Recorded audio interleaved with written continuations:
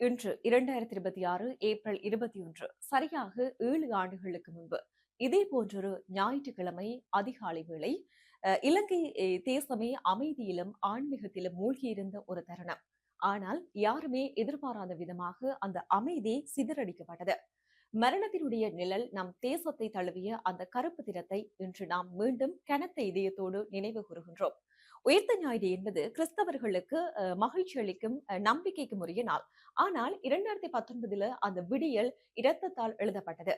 கொழும்பு, நீர்கொழும்பு, மட்டக்களப்பு என்று சொல்லி நாட்டினுடைய பல திசைகளிலும் இருந்து எழுந்த வெடிச்சத்தங்கள் வெறும் கட்டிடங்களை மாத்திரமல்ல, நமது மக்களினுடைய நிம்மதியையும் சேர்த்தே தகர்த்திருந்தது. இன்று நாம் இங்கு கூடியிருப்பது வெறும் ஒரு சடங்கிற்காக அல்ல. அந்த தாக்குதலில் அநியாயமாக பறிக்கப்பட்ட 269 ஆன்மாக்களுக்கு அஞ்சலி செலுத்தவும், இன்று நீதிக்கான கண்ணீருடன் காத்திருக்கும் அவர்களது உறவுகளுக்கு நாங்கள் உங்களோடு இருக்கின்றோம் என்ற ஆறுதலை தரவுமே ஆகும். அந்த கொடூரமான காலை பொழுதை நாம் ஒருமுறை பின்னோக்கி பார்ப்போமாக இருந்தால், சரியாக காலை 8:45 மணி கொழும்பு கொச்சிக்கடை புனித அந்தோனியார் தேவாலயத்தில் முதல் குண்டு வெடிக்கிறது. அடுத்த சில நிமிடங்களில நீர்கொழும்பு கட்டுவாப்பிட்டிய புனித செபஸ்டியான் தேவாலயம் மற்றும் மட்டக்களப்பு சியோன் தேவாலயங்களில் மரண ஓலங்கள் கேட்கின்றன. குறிப்பாக இந்த கட்டுவாப்பிட்டிய தேவாலயத்தில் மாத்திரம் 100க்கும் மேற்பட்டோர் கொல்லப்பட்டிருந்தார்கள். ஒரு கணம் யோசித்து பாருங்கள். புத்தாண்டை அணிந்து கையில் மெழுகுவர்த்தி ஏந்தி இறைவனை துதிக்க சென்ற பிஞ்சு குழந்தைகள் முதல் பெரியவர்கள் வரை அனைவரும் அந்த தீயினால் கருகி போயிருந்தார்கள். தேவாலயங்களை தொடர்ந்து கொழும்பின் முக்கிய 5 நட்சத்திர விடுதிகளான சினமன் கிராண்ட், ஜாங்க்ரேலா மற்றும் கிங்ஸ்பரி ஆகிய இடங்களிலும் தாக்குதல்கள் நடத்தப்பட்டிருந்தன. விடுமுறைக்காக நம் நாட்டிற்கு வந்திருந்த பல வெளிநாட்டு சுற்றுலா பயணிகள் அங்கு உயிரிழந்திருந்தார்கள்.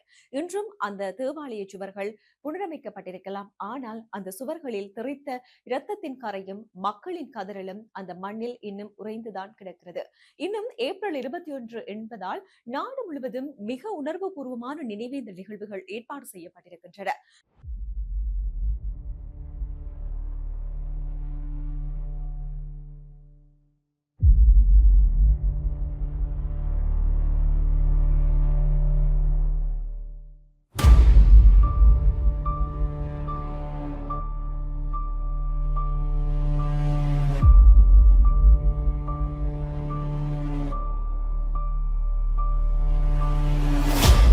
நேர்களே, இன்று காலை சரியாக 8:45 மணிக்கு, அதாவது 7 ஆண்டுகளுக்கு முன்பு முதல் குண்டு வெடித்த அதே நேரத்தில் இலங்கை முழுவதும் 2 நிமிட மௌன அஞ்சலி செலுத்தப்பட்டது.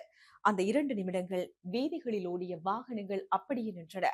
அலுவலகங்களில் கணினிகள் அணைக்கப்பட்டன. சந்தை இரைச்சல்கள் அடங்கின. இன மத மொழி என அனைத்து வேறுபாடுகளையும் கடந்து இளைஞர்கள் என்ற ஒரே அடையாளத்துடன் நாம் அனைவரும் அந்த ஆன்மாக்களுக்காக தலைவணங்கினோம். பிரதான நினைவேந்தல் நிகழ்வு கொழும்பு கொச்சிக்கடை புனித அந்தோனியார் தேவாலயத்தில் நடைபெற்றது. ஆயிரக்கணக்கான மக்கள் மெழுகுவர்த்திகளை ஏந்தியபடி அங்கே ஒன்று கூடியிருந்தார்கள். உயிரிழந்தவர்களின் புகைப்படங்களுக்கு முன்னால் அமர்ந்து அவர்களது உறவினர்கள் கதறி அழுவது பார்ப்பவர்கள் எவரையுமே கலங்கச் செய்தது. 7 ஆண்டுகள் கடந்தும் அந்த இழப்பினுடைய வலி குறையவே இல்லை என்பதற்கு அந்த இடத்தில் மௌனமே சாட்சி. கொச்சிக்கடை புனித அந்தோனியர் தேவாலயத்தை சுற்றி முன்னப்போதும் இல்லாத வகையில பலத்த பாதுகாப்பு ஏற்பாடுகள் செய்யப்பட்டிருக்கின்றன. போலீசார், விசேட அதிரடிப்படையினர் மற்றும் முப்படையினர் தேவாலயத்தை சூழவும் நகரின் முக்கிய இடங்களிலும் பாதுகாப்பும் பணியிலும் ஈடுபடுத்தப்பட்டிருக்கின்றார்கள். இந்த நினைவேந்தல் என்பது வெறும் ஆண்டுக்கு ஒரு முறை வரும் ஒரு நிகழ்வே அல்ல, அது ஒரு மிகப்பெரிய பாடம். தீவிரவாதம் என்பது எந்த மதத்திற்கும் சொந்தமானது அல்ல. அது மனித நேயத்திற்கு எதிரானது. நாம் அனைவரும் ஒரு தேசமாக ஒன்றிணைந்து நின்றால் மாத்திரமே இத்தகைய அச்சுறுத்தல்களை தடுக்க முடியும். அதோடு பாத்தீங்கன்னா, பாதிக்கப்பட்ட குடும்பங்களினுடைய ஒரே ஒரு கோரிக்கை நீதி என்பதுதான். இத்தனை உயிர்கள் பறிபோகுவதற்கு காரணமாக இருந்தவர்கள், அவர்களுக்கு துணையாக இருந்தவர்கள் என அனைவரும் சட்டத்தின் முன் நிறுத்தப்பட வேண்டும் என்பதே ஒட்டுமொத்த தேசத்தினதும் எதிர்பார்ப்பு. உயிரிழந்த 269 ஆன்மாக்களுக்கு சாந்தியடைய நாம் பிரார்த்திப்போம். காயங்களின் வடுவோடும் இழந்த கால்களோடும் கைகளோடும் இன்றும் போராடி கொண்டிருக்கும் அனைவருக்கும் நமது உதவிகள் என்றும் தேவை.